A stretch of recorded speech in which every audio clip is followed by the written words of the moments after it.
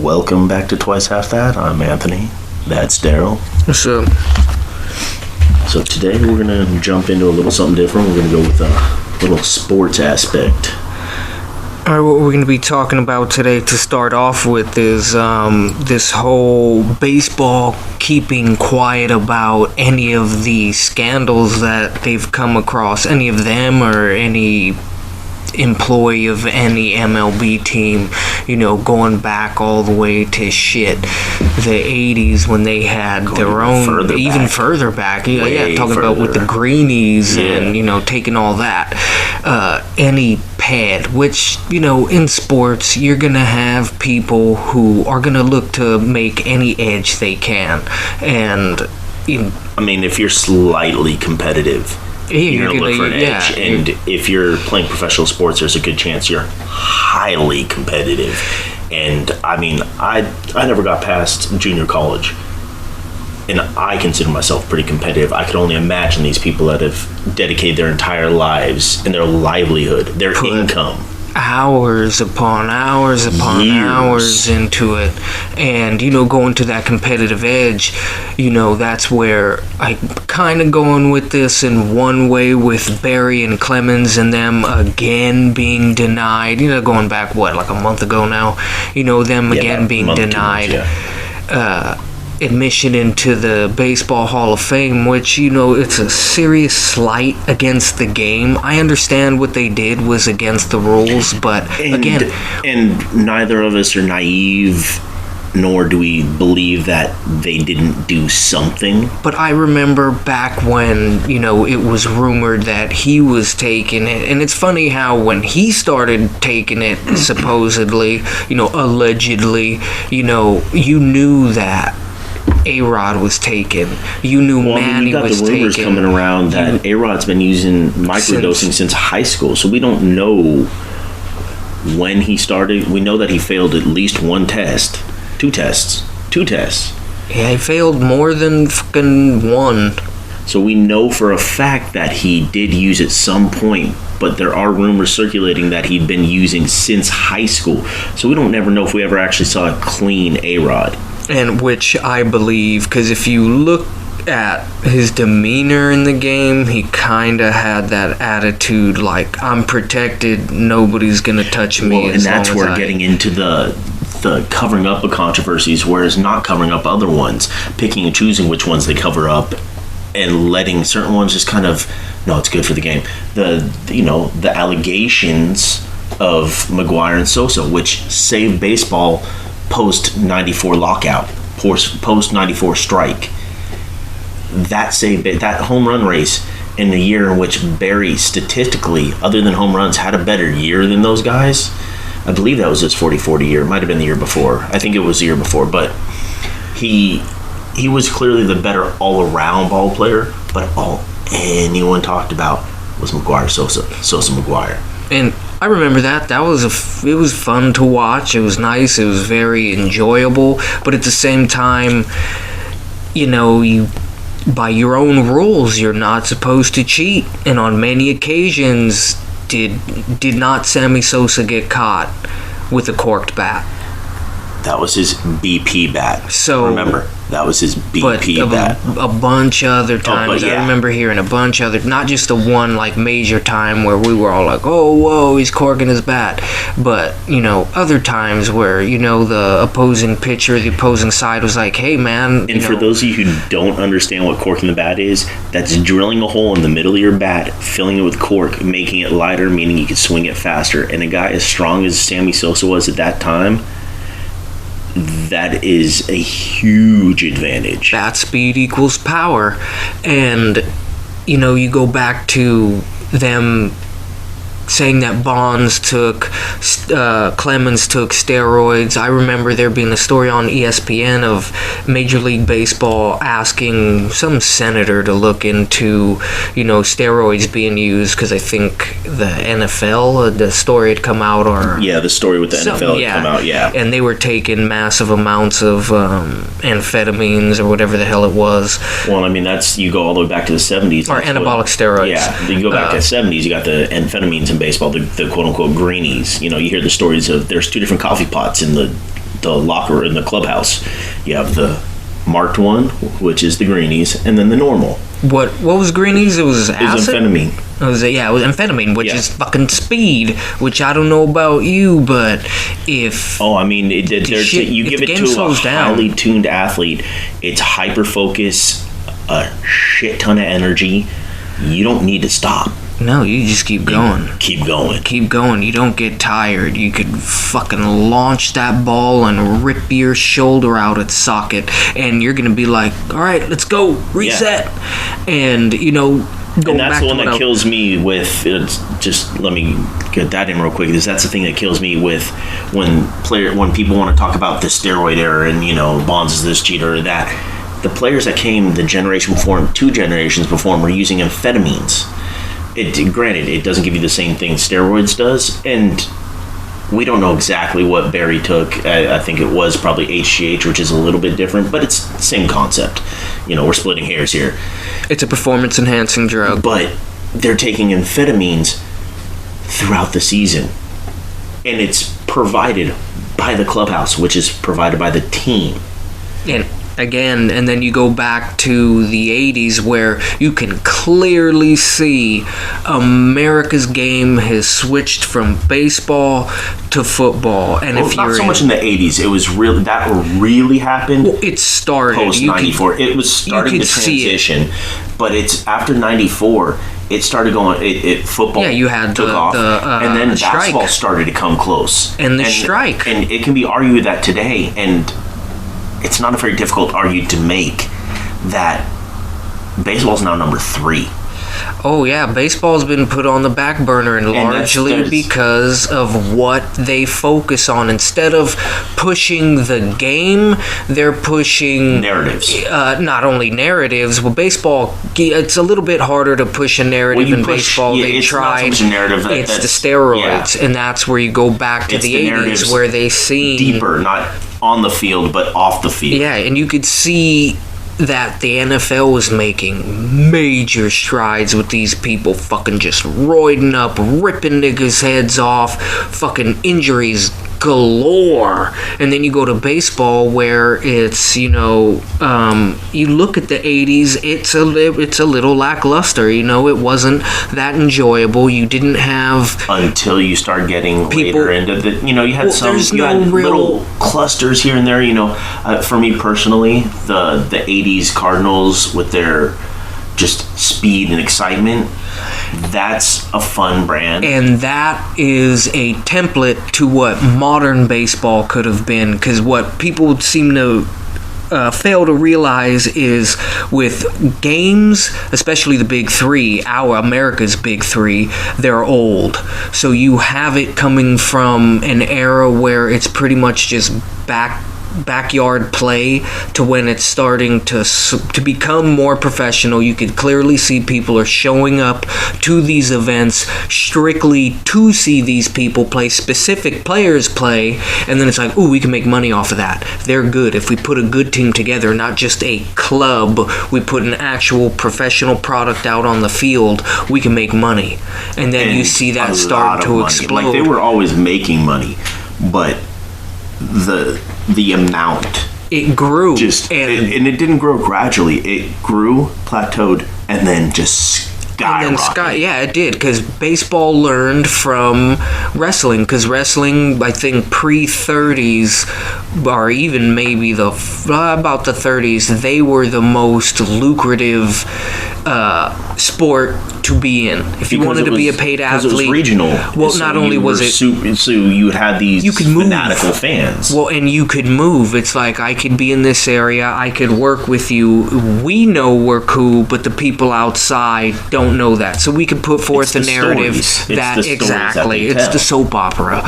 And then you have the 40s where these people, where the owners finally put it together. They put their money together. And some of them used their own money plus, a little bit of help from the city and the surrounding areas to make the ball field and the stands. And then, all it is concession sales. That's money. And then it started to build from there. You look at Babe Ruth; he started making a gang of money, and most of his money, when he was making more than the president. It didn't come from At a time the actual when play athletes either. didn't make money.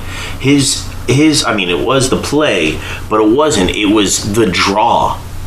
Yeah, That's where he was making it. It was the draw, and that's where that because sportsmanship people would comes sell from, out or showmanship. to go see him. Yeah, to hit dingers. That's what everybody wanted to see. And then once you start to get to know the game, you get way more into it. And back then, you didn't have everybody hitting home runs. It was get on by any means necessary. I mean, Slap he was hitting buns. 40, 50 home runs at a time when the other people would have 20. And that was a shitload. So he's just demolishing. And it's the science behind his swing, how he did things. And then, but that's besides the point. Making money is what the fuck these people want to and do. Getting That's further their back, main talking about goal. The steroids coming in and the droll that it started hitting in the 80s, one team. And that's where you're going to be If like, you look- what do we do to protect our sport? You And if look you at look- football. What Steroids. came around in the mid to late 80s, you started seeing guys, Jose Canseco, an admitted steroid user, admitted to using all the way back in the minor leagues. So his entire pro career, especially in the big leagues, he's juiced. But he was one of the most exciting players for a period of time. And a lot of that was, you gotta believe, mandated from up high. And if not mandated, very highly suggested. Yeah, almost, oh shit, I dropped this on the floor. There goes the trainer or the doctor. I'm gonna leave. And then they walk out, and then you're like, oh, and then there's a stack of money sitting there. Not only that, I don't even have to say that. I'm the fucking owner of the team. Nigga, do you want to make money? Take that shit. Not only here... We're not going to question anything. You're a big, strong man. You hit the ball a long fucking way. You can run like the fucking wind. You're going to get paid. If I'm a executive, for the MLB... you better believe I'm going to come down. Oh, we didn't talk about that. We spoke about the numbers and what we're going to do about them getting in touch with the inner city. They're not going to tell you, yeah, we went and we spoke about, this guy getting on a regimen of this so he could perform better because, we ran the analytics. We have his numbers. You have to go through a physical. You could see what's there. Everybody, sports is probably the one field where you have advisor upon advisor upon scout. When I say scout, I mean you have a strength and conditioning scout. You have a speed scout. You have catching. You're getting checked on every little facet. I mean, it is like almost any other entertainment realm where everything's broken down because there's so much money on the line. Only it's more like being a farmer with buying cattle or exactly. Specifically breeding stock. Look at homeboy who's at Michigan or some combine or some shit. He snapped his Achilles. Michigan. Everybody on the field was just all like, oh, well, hey, where's the janitor? This motherfucker off the goddamn field. Reset. Next. It's like that. And going back, that it really proves my point. He's on steroids. That doesn't happen. Or at least it's, you can put a stopper on it for a couple years, if you're lucky. He's taking steroids. Oh, well, yeah, now he has enough strength, around that he'll area be out to for help. a couple months. He'll be fine. Or if he's taking HGH, that area help. It gets healed because it's human growth hormone. It's going to help repair whatever's, injured. And for all we know, LeBron's over there getting these blood transfusions from, healthy 18-year-olds, which I could get behind that. That's smart. That's a smart performance-enhancing thing I will never blame an athlete for trying to get a competitive edge. No, look at what it's doing Don't for lie the NBA. About it. every sport should be allowed to use HGH at this point. The Under Chris Paul supervision. Yeah, well, yeah, you're not just gonna fucking. You're not gonna go to some fucking guy you're lifting with at the gym and hey, let me get a little hit of that. Like, that's dumb. It should be mandated from up high. And you could have the league monitor it. You're only allowed X amount during these times of the year. Yeah, it's all you use science, because let's be honest, if I'm an owner, I'm gonna be like, yeah, I want this motherfucker taking that shit. $250 million is what I gave you. You better be on the field. You better be doing what I need to be done so I can recoup that money. Like for instance, football. And we're starting to get more and more fully guaranteed contracts, which baseball's always had. But football's starting to get more and more.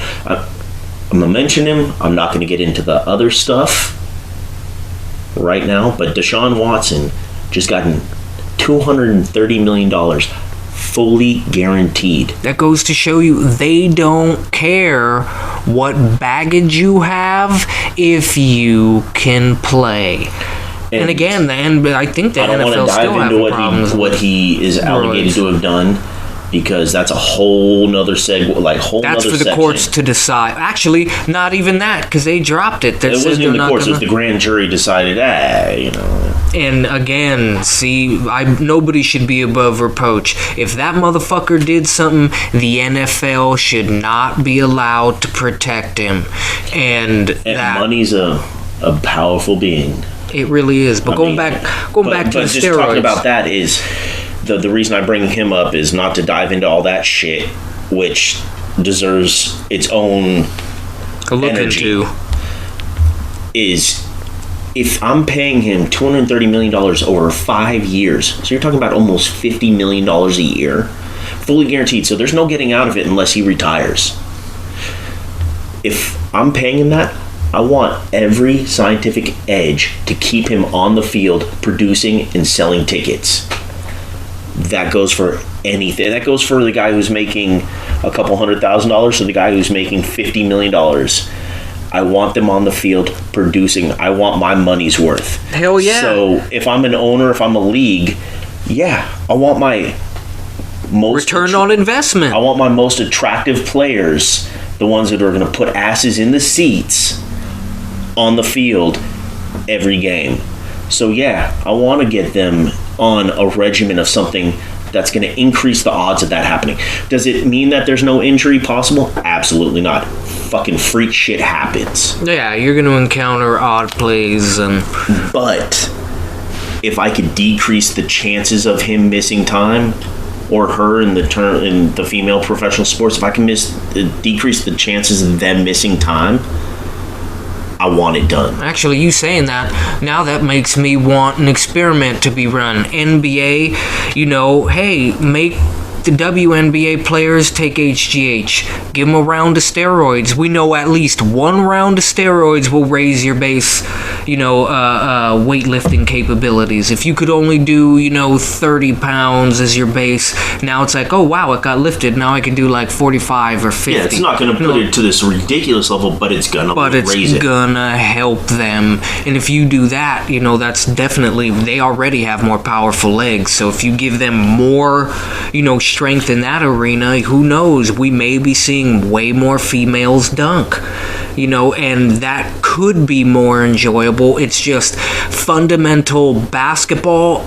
isn't that fun to watch if it's not moving incredibly fast, and that's what has been it's really something that hurting you can them. Appreciate, but it's not necessarily something you want to spend unless it's your kid or a relative or a close member, to where you're going to go out there and you're enjoying watching them.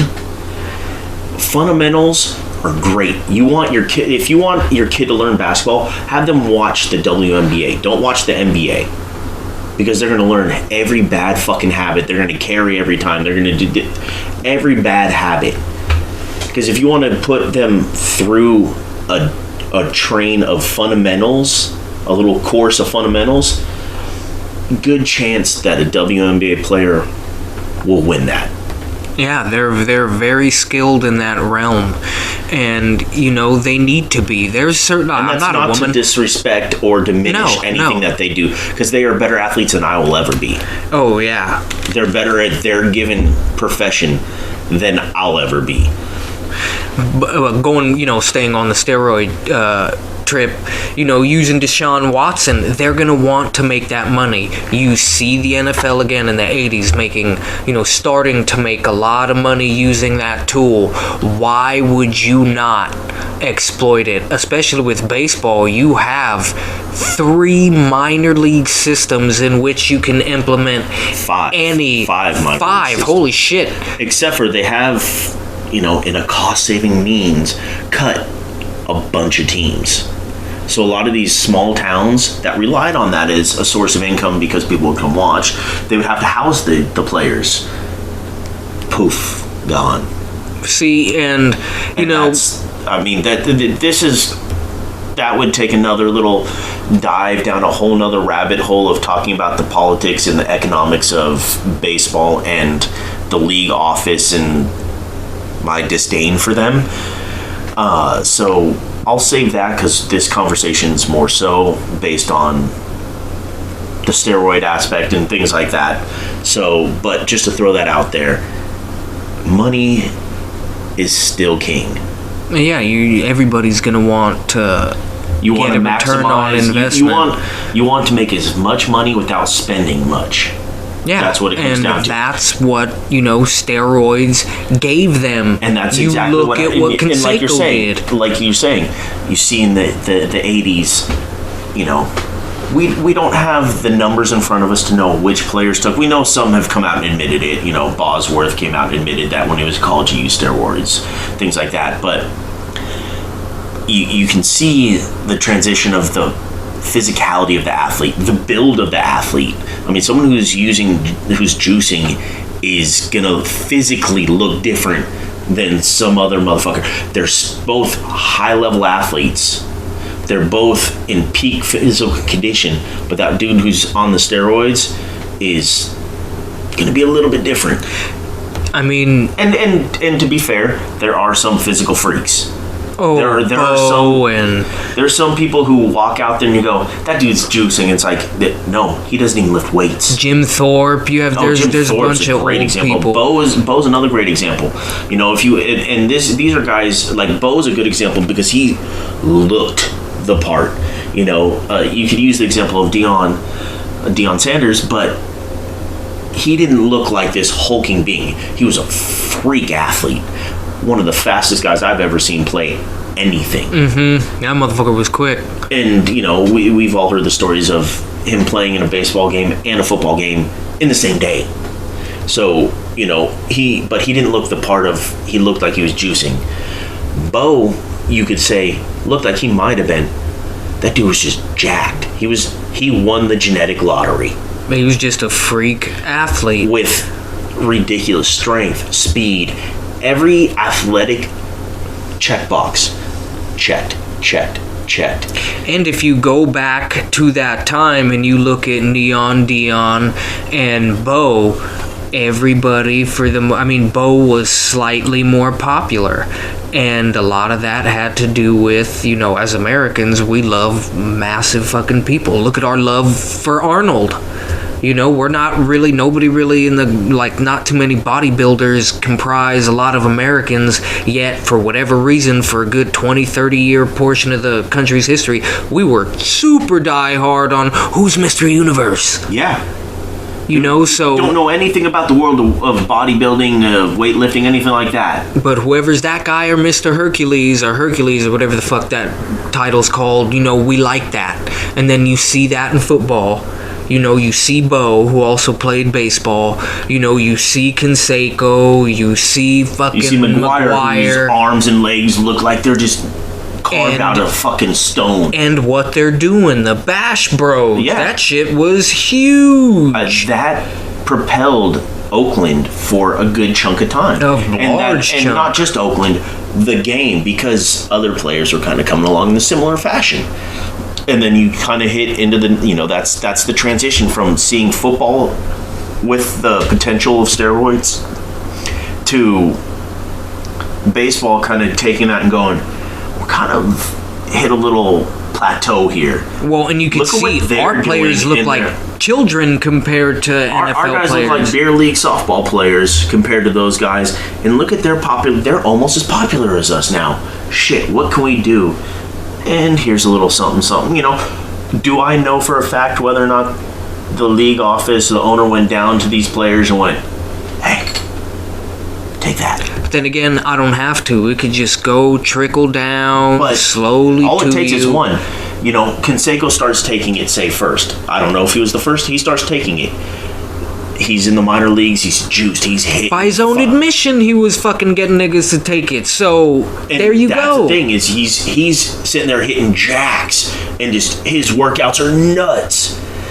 You think that these other guys, you know, McGuire sitting there coming up with him in the minor leagues, doesn't see that and go, what the fuck are you doing? And that's all you have to do. Advertising, you got word of mouth is a motherfucker. And if you have one dude where you're like, holy and shit, these guys work out together in the off season. Like, not all together, but they don't usually work out by themselves. There's usually at least a few, 5, 6 other athletes, whether it's the same sport, different sports, working out together. They all talk. Dude, I was benching more than you last offseason. How are you destroying me? Oh, see, I just take this little thing right here. Even if you don't see him, you really don't talk to him. You know, on a major league team, even a minor league team, there's a lot of people there. You know, you're not necessarily going to know every one of your teammates. You're going to know, you're going to know them, but you're not really going to know them. You're not going to conversate with them all like that. You know, there's a lot of people on that team. There's a lot of people you got to talk to and, learn stuff from. And same for him. You can do it even better with just play. Holy shit. Oh, yeah. Damn, that nigga's crushed. How the fuck? He wasn't hitting it. He had warning track power last year, and now he's crushing now it's it. not just barely That's getting gone. He's hitting 500-foot jacks. He's when last year it destroying was that dying wall. when it was dying at like 350. So it's those things, and you see that from the mid 80s into the late 80s. And that's where you start seeing baseball taking that, and you start seeing more and more players. Early 90s, you see more and more players, all the rumored players, all the admitted players. And then that 94 strike hits, shuts everything down, and people go, fuck you then. I'm going to go to basketball, I'm going to go to football. I'm going to watch basketball, I'm going to watch football. I'm going to play basketball and football. Because at that time, too, baseball was leaving the inner cities. Yeah. It's only out in the suburbs. It's in the rural areas. So you're losing some prime athletes. A lot of talent is just and going not just to football and basketball. Let's not even just comment on the quality of the athlete that you're losing. Let's talk about the groups of athletes that you're losing. One group that used to be one of the largest groups in all of baseball and is now super tiny. One of, if not the smallest, is the African American community. Yep. Gone. And they got rid of that. That also has to do with socioeconomic, with them not allowing the PLA, the Police Action League or Athletic League or whatever they called it. What I call it? PLA. Well, them too, the fucking People Liberations Army, they did a lot for fucking sports, just not in this country. Fucking,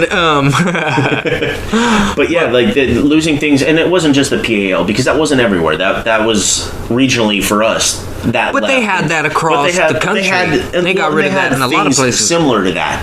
You have various rec leagues and stuff like that. You start doing away with that and bringing in travel ball. So you're losing. You got to pay for it. We couldn't afford to play travel ball. Fuck no. And that's where you start playing the good competition, to where your level's getting raised, and now you're getting looked at. And it's there's a lot of dominoes that fall. So you make it harder for them to play. You make it to where when they do play, it's like what's that Keanu Reeves movie?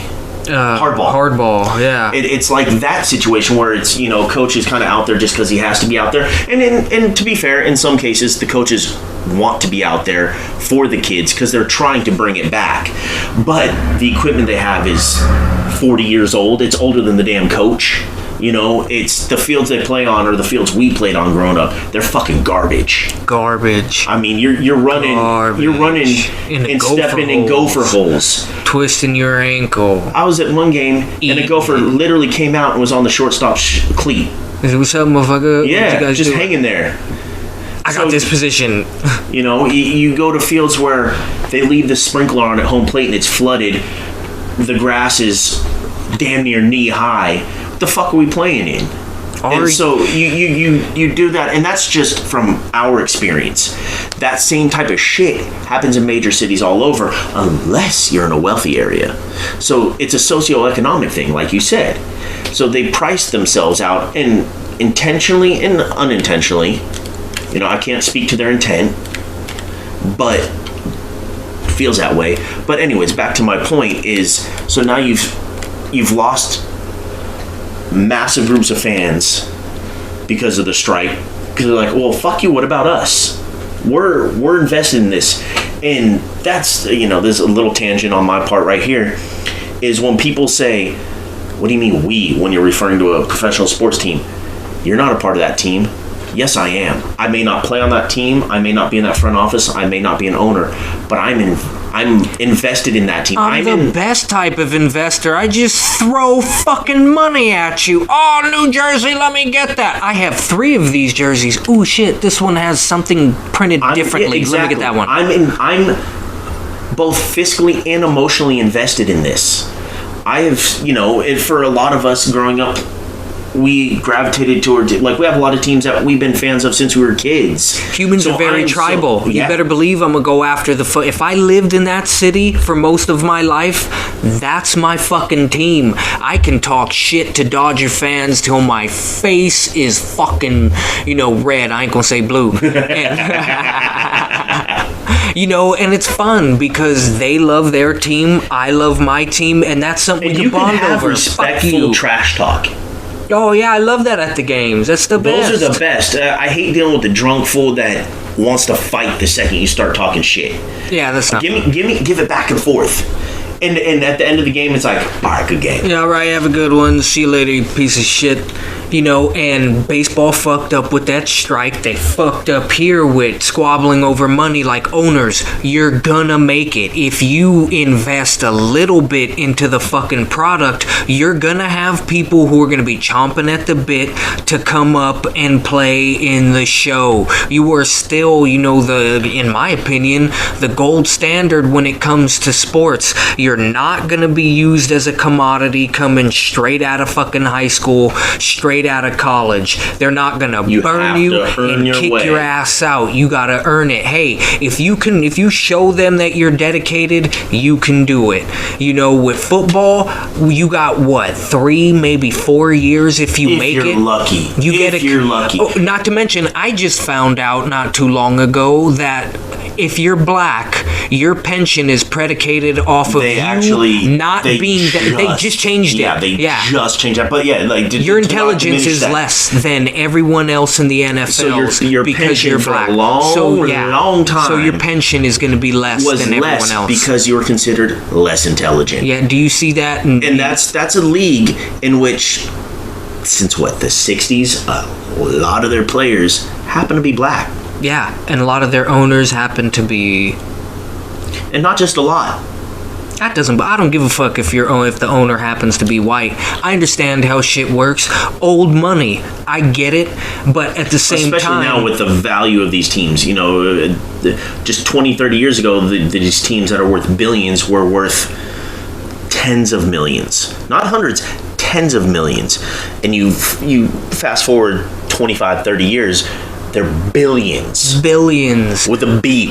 Billions. And that, again, leads back to taking steroids. You get back to playing, you know, and for all we know, part of that strike was people complaining, hey, this motherfucker is taking, you know, can we be allowed to do it under the table? We will never know what truly were the arguments at any strike, any player negotiation. Never. And you'll never know. That to come out. No, you don't. Look at what LeBron and Chris Paul negotiated for the NBA last round. Their ability to smoke weed, yeah, they could smoke weed in the motherfucking locker room, which I believe everybody should be allowed to do. Number one, it's a very low performance enhancing drug. It helps you get into the flow state a lot sooner. And that's not even considering the recovery aspects afterwards. And that would be technically performance enhancing because the faster you recover, the more you can do, and so on and so forth. But it's the recovery more than the actual in-game performance. It's the recovery post-game that's the bigger one. And when you're talking about basketball, that's a high-impact sport on your joints. And you're talking about very large human beings jumping up and down for 48 minutes. And 82 times a year, not including preseason, training camp, postseason, any off other season, shit that they gotta anything do. else Rehab, you know, just normal practice That's a lot on of your impact own. on your joints. I get achy jumping up and down, and I am not a 6'8", 250-pound behemoth of a human being. Well, and you also got to think about the adrenal fatigue that you go through just from going from town to town to town to town absolutely. to town. I mean, yeah, and they travel now. Wilt Chamberlain Back used in to the day, barf before every game due to anxiety. So that should let you know that and weed will help with anxiety, but we're not talking about weed, we're talking about steroids. You go back, they come back from 94, they come back from the strike. And at that point, because all the fans are like, fuck you then, and this is my fault for going on that tangent, but the fans say, fuck you, I'm going to focus all my attention on football, on basketball, on fucking working in the yard. The 95, 96, 97 seasons, they were just barely viewed.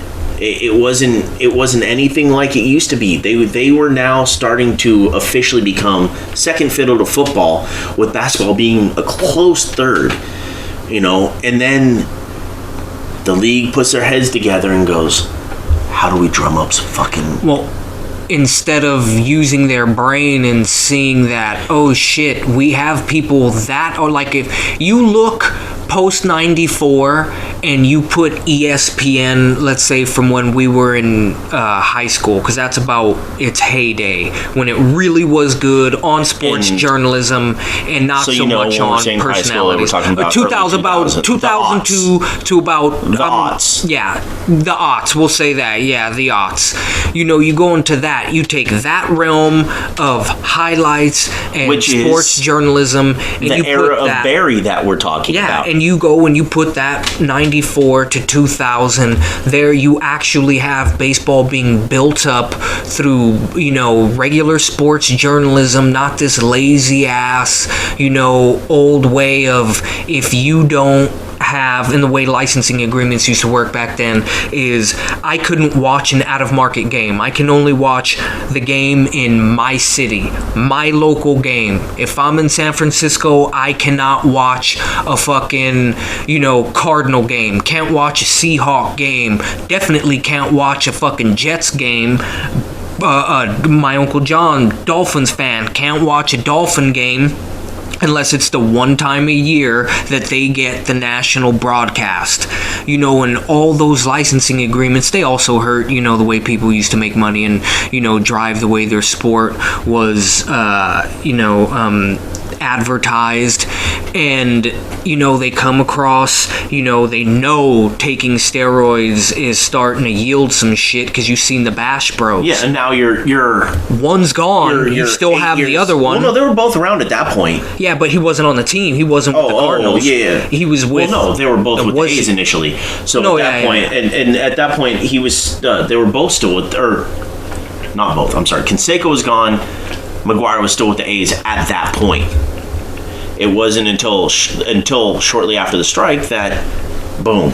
So, and a funny little thing, they use, in my opinion, I think Canseco was used. He's not saying it because he pumped steroids. He pushed that shit out there.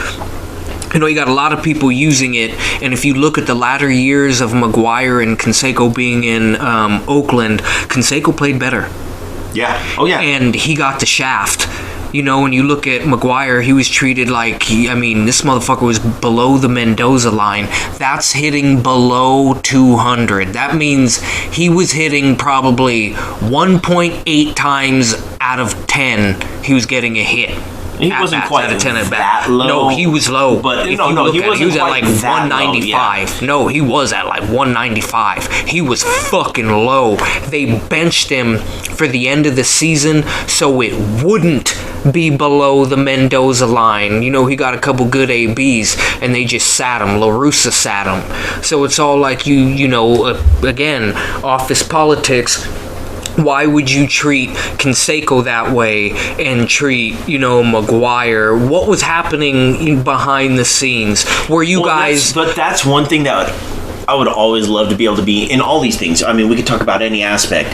We could talk about the, more recent, the Brady Belichick stuff. We could talk about, the La Russa and Bash Brothers stuff. Any of that stuff. Being a fly on the wall, just hearing what's going on behind closed doors. That would be an amazing opportunity. I mean, fucking fantastic, especially if you had a recorder. But, going along the steroids, now you have, baseball seeing that shit yields. It yields far greater than what we ever anticipated. And, now you have coming upon Barry and Roger Clemens again, two highly competitive people, two people who you cannot fucking disagree, knew how to play their fucking position, showed they know how to play their position. Clemens a couple times. We're not talking about the personality or the character of the individual. No, we're talking about the player. The athlete. The player. The dude who, on the field, does what the fuck needs to be done to get your team the win. The same thing that Pete Rose did. Yeah, he gambled. He gambled to win. But the one thing I can say about Pete Rose, and I agree, he should be in at this point. But the one thing I will say about Pete Rose is when he was betting on baseball, it was against the rules of the game, which is why he was banned. When these players were using steroids, while illegal in society, it was not banned. Against the rules of baseball. So, again, that allows you to, hey, I'm gonna unofficially tell you, nigga, to take this shit.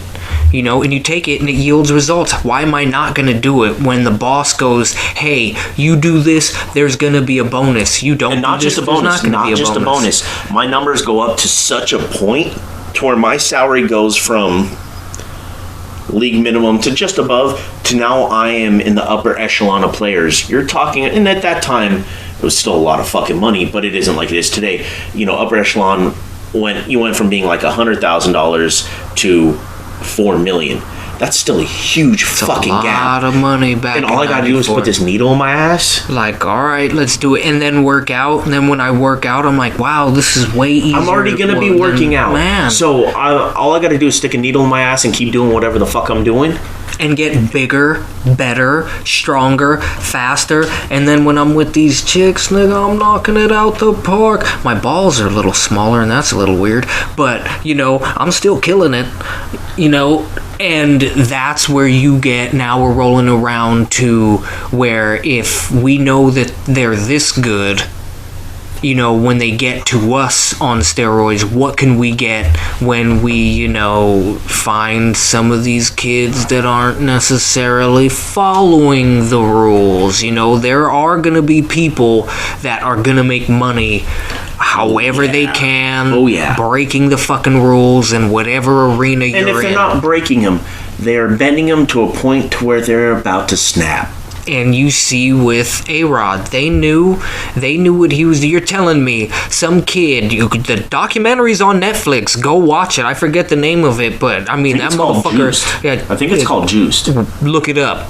And it clearly spells out this motherfucker has been cheating since high school. You don't jump 30 pounds of muscle in like 3 fucking months, and then he comes back and he still could barely play his goddamn position, but he can hit like a motherfucker. And that's what sells. And that leads me to now, why did baseball... The vast majority of people don't go to watch Guy Field. They don't go watch Ozzie Smith play the field. They don't watch Omar Vizquel. I love that shit. I think that's amazing. That's a baseball player. That's someone who enjoys baseball. Most people like to go watch someone hit a dinger.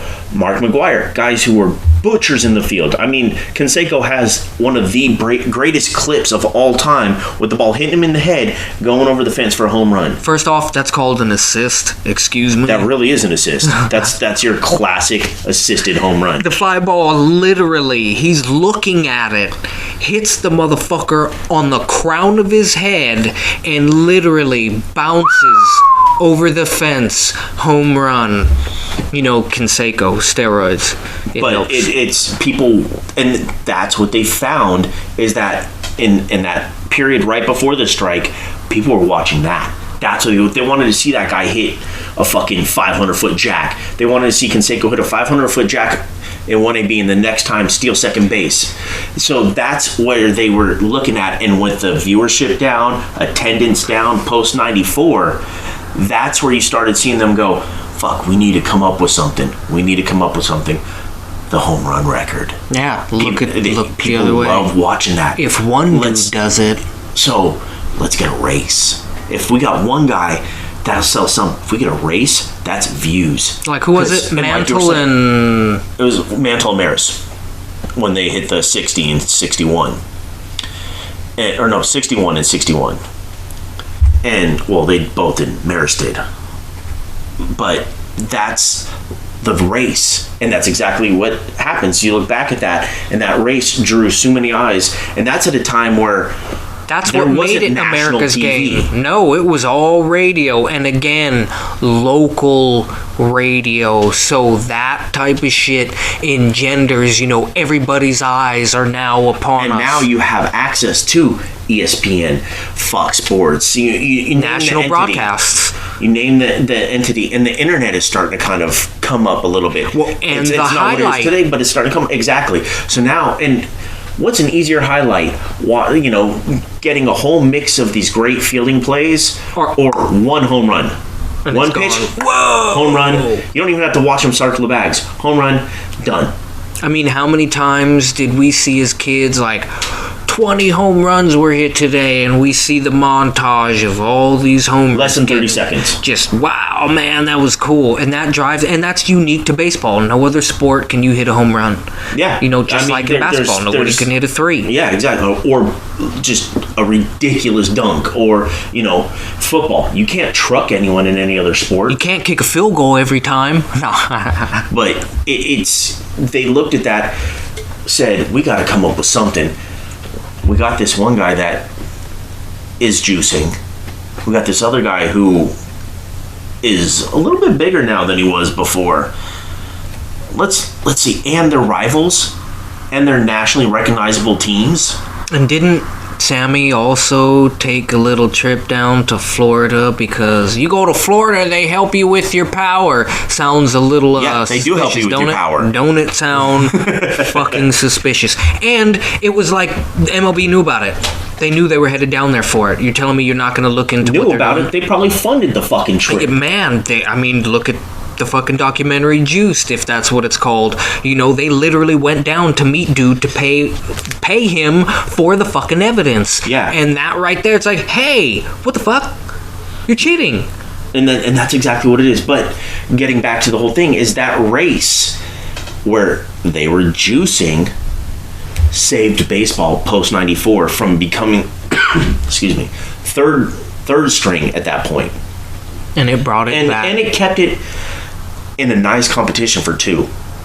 Well, it brought upon a whole new golden age of baseball for that short little time, and then it died off because, again, instead of, working on getting more people to play the sport, more people to come to the fucking ballpark, these people want to work on, motherfuckers hitting 220. Yeah, but he hit 40 home runs. But, nigga, he hit 220. Who the fuck wants to go to a game to what? Swing and a miss. Swing and a miss. Swing and a miss. Swing and a miss. That's not fun. You know, what MLB needs to do is really start pushing, get off the strikeout. Strikeouts are for relievers. I want the fucking main guy pitch to contact. I want to see the ball in play. When the ball is in play, points will be scored. Points will, be stopped from being scored. Good English right there. And that is where, fun is had. Having the punk-ass Red Sox and Yankees taking 37 years in between pitches, that's not fun. That right there, that waters down your product to the point where this is boring. I don't want to watch this shit. You need to revitalize the commentators, because Giants commentators are the best in baseball. I don't give a fuck what anybody says. They truly are. All others, yeah, you guys got some good ones. There's some truly good ones out there, but I've heard some games, I love you A's, but you motherfuckers need to fire those guys. They're boring.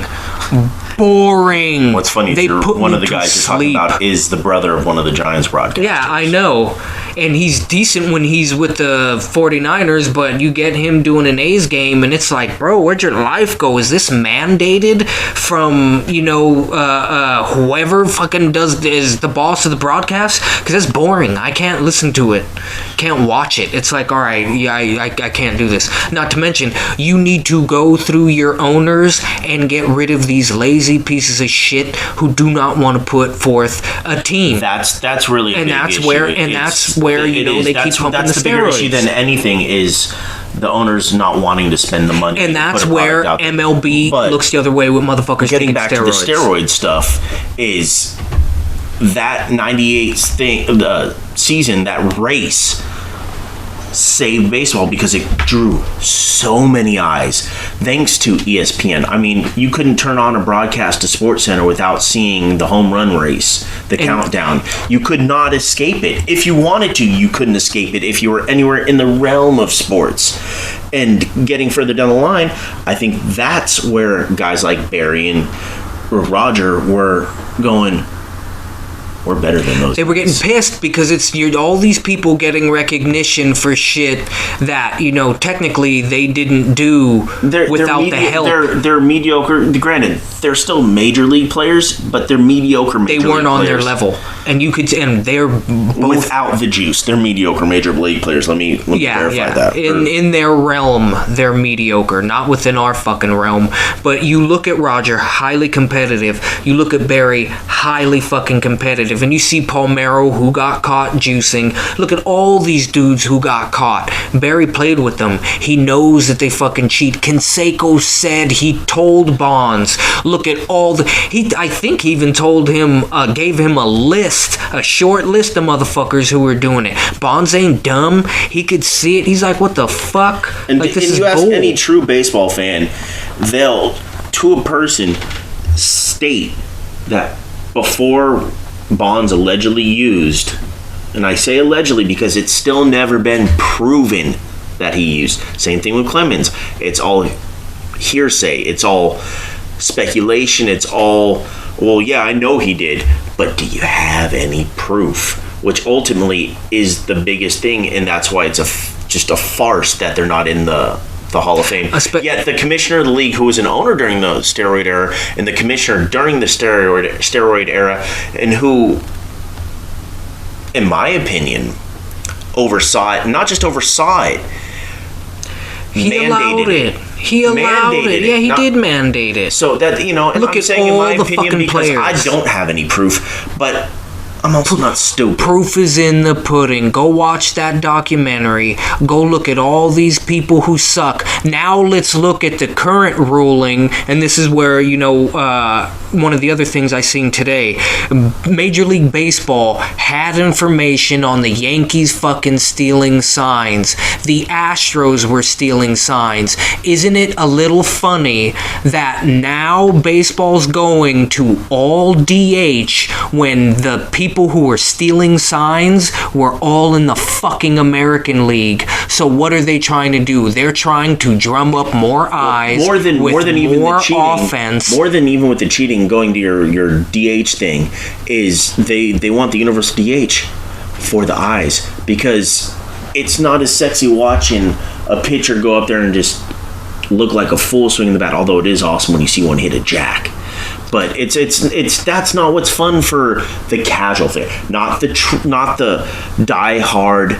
No, yeah, you want flash in the pan. I get that. What they want to do is bring in not just that casual fan, not just that fringe fan, the fan who's like, baseball's boring. That's who they want to bring in. Yeah, quit pulling a Kathleen Kennedy and going for people who don't want to watch your shit. I'm sorry, hey, the Force is not female. The Force ain't male, bitch. It's just a fucking thing. Baseball is not a sport that's mainly, you can only score off of a home run. Well, no. You can't. Look up Ricky Henderson. Why are we not getting on anything about stealing? Ricky Henderson hit a fair amount of home runs, too. Yeah, I mean, he did, but look at what the fuck he did on those bags. The better would be Lance Coleman or something like that. That would be the better. I mean, but he's literally the guy when it comes to stealing bases. And motherfuckers watched him. Yeah. I mean, we know about the home runs, but what? I mean, he could hit them, but what do we know him for? Stealing bases. And that for having damn near double the amount of stolen bases is number 2 all time. That's where baseball needs to go to, playing the entire sport. Like everybody's complaining now with, blaming Curry with, everybody's shooting the 3. And it's like, well, yeah, you're going to go with what works. And he's showing you that works. The only problem is that shit don't work for everybody. No, it don't. And that's the thing. And not everyone is Ricky Henderson can steal a base. Not everyone Steph Curry can hit a 3. Know what your skill set is and embrace it. And we also need to go back to players needing to understand that you can't blow your arm out. Is Strasburg still in the league? I don't think he is. I think they retired his number. He is. Yeah. I'm tripping. Yeah, but you look at all these hard throwers, it's all like that shit starts to diminish. The better example going along your line, and it wasn't his arm, but his Lincecum. I mean, that the amount of force generated, his arm wasn't the problem, his hips were. And not to get too scientific with it, but what makes you throw harder is not your arm. Your arm's just there as a vessel. It's your rotational speed. It's your legs, it's your hips, it's your core, it's everything else. The arm's just kind of there as a tag along. But just not to go down that road, but the wear and tear. And that gets back to steroids. Now that guy could stay on the field a lot longer. Not just steroids, HGH, other performance enhancings, the things that help you recover, help you rebuild a little more, and things like that. That's what the league was pushing, because it allowed, and the steroids didn't make them better at baseball. It didn't allow them to hit the ball. It allowed them to hit the ball a lot fucking further. And stay on the field. That's the big... That, coupled with the now increased strength, because now when I'm lifting in the off-season or even during the season, I'm packing on muscle. I'm jacked. And your recovery is a lot shorter. That's baseball is what, opinion, 162? No. I'm talking about preseason included. You're talking about 182, 192? Roughly 185-ish. That's a lot of motherfucking games. That's not including postseason. That's not including the road trips. That's not including, everything else. And then let's throw in the All-Star game, if you're an All-Star. The home run derby, if you're in that. Like, all these things take a toll. I mean, we can watch it as fans and go, man, just get out there. But it takes a toll, especially as you get older. When you're 18, 19, 20, 21, 22, 23, 24, 25, you can roll out of bed and still do that. And you could be without too much diminishment. Once you hit 30, it starts getting harder. Once you hit 35, it starts getting a lot harder. Once you start hitting these benchmarks, and again, circling back, getting to Bonds and Clemens. At that time, they're right in that age group. Yeah, they're starting to get a lot plus, older. 35 plus. You know, and I believe that Barry's usage, if it did occur, quote unquote, happened right in that 2000, 2001. Oh, it would have been in there because look at the amount of people who it was. Fucking every great player at the time was fucking doing it. Why would you not? Why would you not do it just to stay in the same? Like, hold up, man, what the fuck? All these motherfuckers are cheating. And if you look at the numbers, they weren't surpassing him in every facet. If I could speak, it was. They were surpassing him in certain little ones, but more than anything, it was eyes, and it was the respect of everyone around. It was the admiration of the fans. As much as you may want to say, just go out there and play, these motherfuckers got egos. Yeah, hell yeah. Oh, even if you don't have egos. you will be issued one. And especially when you start playing well. In my opinion, it was twofold for especially those two guys, Clemens and Bonds. Oh yeah, they got an ego. It was twofold. It was ego, and it was pride. It was, it was that whole aspect of, you really think these guys are better? You think these are better than me? I got you. Let me get on their level then. Yeah, let me do the same thing, and I will show you how much better I am. Bonds comes out and hits 73 home runs. Becomes the oldest man to win the batting title at 362, I believe, in 2003, 2004. Something like that. So, I mean, you're talking about just absurd numbers for someone approaching and already at 40 years old. Clemens goes on and just dominates, and I believe he won another Cy Young or two after that fact. So, you're talking about them making a point, but more than anything, that kept eyes. I remember watching Giants games when Bonds was on these races, when Bonds was doing what he was doing, and not just the people in the ballpark, but the people out in McCovey Cove. The number of people was absurd. Retarded. There was hella people. There was people who couldn't even get a ball. They were just around the park, watching the game, listening to the game, just walking the Embarcadero. They would go down and stand near the ballpark just to be near it. Just to hear it. Just to hear the crowd. That's what that level was.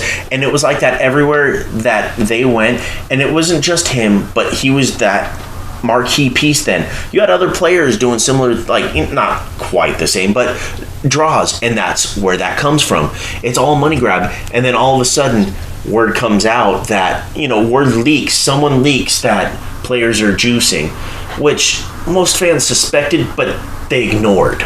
They all suspected, or not all, but a large population suspected that was going on. But they hear no evil, see no evil, speak no evil.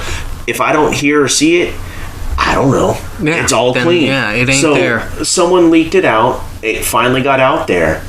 And then now it became a big deal.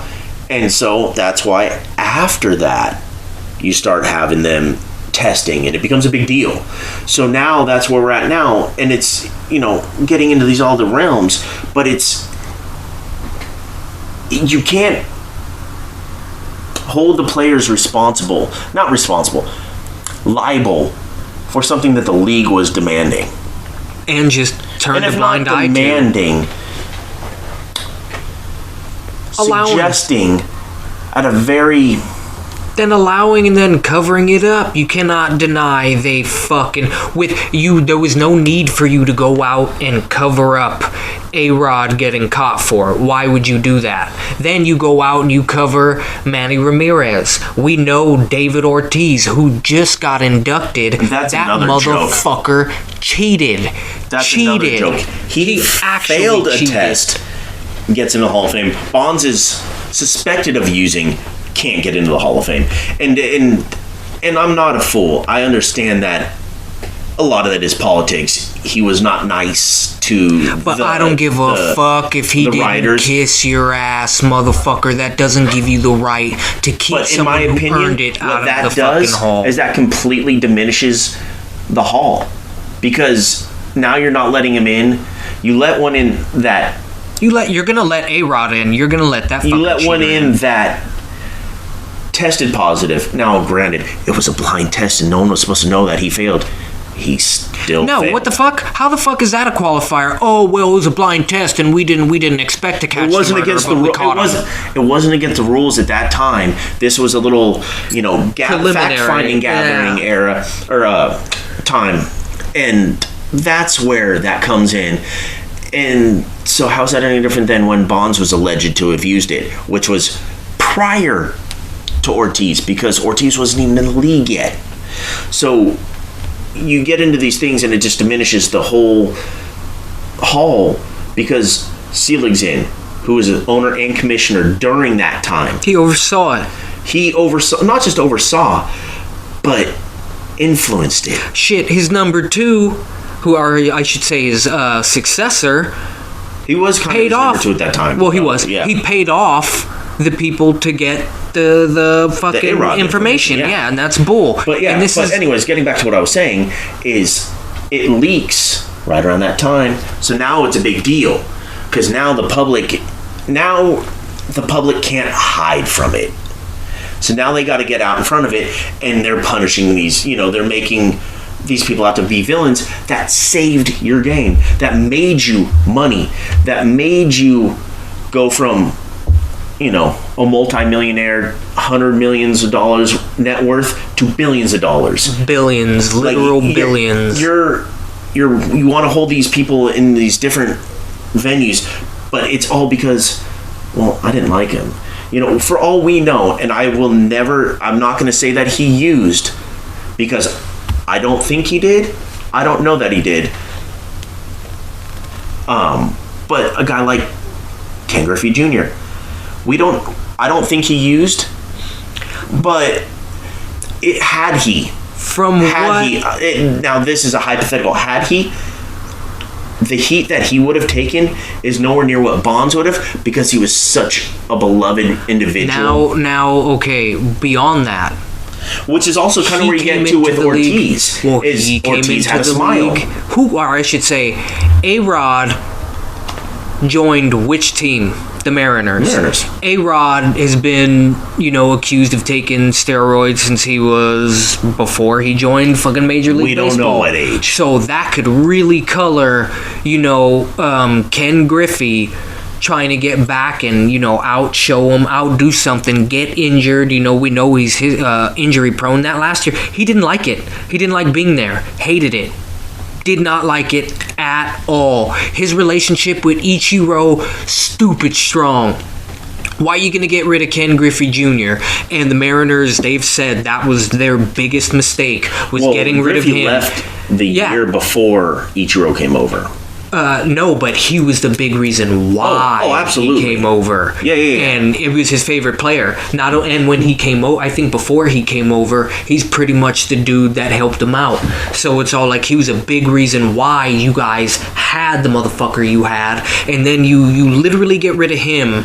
And then the next year, actual Hall of Famer. The next year, he leaves. The guy that you paid $200 over him, the guy you picked over him to keep, walks away for $250 million from a division rival. And think of how many great players were overlooked, not given the chance, not given the opportunity to struggle, figure it out, start playing well, start playing great, and move on. But you didn't do that because that guy's taking steroids and he could hit now. He can't play any defense for shit, but we'll just put him at the dish. And then you go back to the Hall with, if Jeter gets in with one of the worst he has one of the worst WARs ever, but they liked him because they didn't like A-Rod.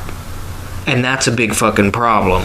And this comes back to the philosophy with baseball. They think home run, home run, home run. No. Well, and you're seeing it you're seeing it bleed into average. Like all the major sports kind of have that same thing. Football, it's that deep pass now. It's that big that flashy play. Going for broke, and it's all like, dude, in don't basketball, do that. it's the logo shot. It's not just a three. It's how deep can you make that three? Yeah, without being the people. And that's transitioned from, the mid '90s with the dunk with Jordan to now, how deep can you shoot it? Not how high can you jump, how deep can you shoot it? But that's where it's at, and that's what's gone on with all this, and that's where the whole steroid stuff comes in, because it allows those players to do those things, and it's kind of sad because it has taken away from the games. I still enjoy watching sports, but it's a lot harder now. It is. It's hard to get into. It's annoying. And that's pretty much where it is. It's a sucky place to be. Yeah, Bonds, Clemens need to be in. Get rid of all these other fucking people who don't. Well, I got a heart out, so we'll speak to you niggas next week. Have a good one. 22 skidoo, motherfucker. Peace.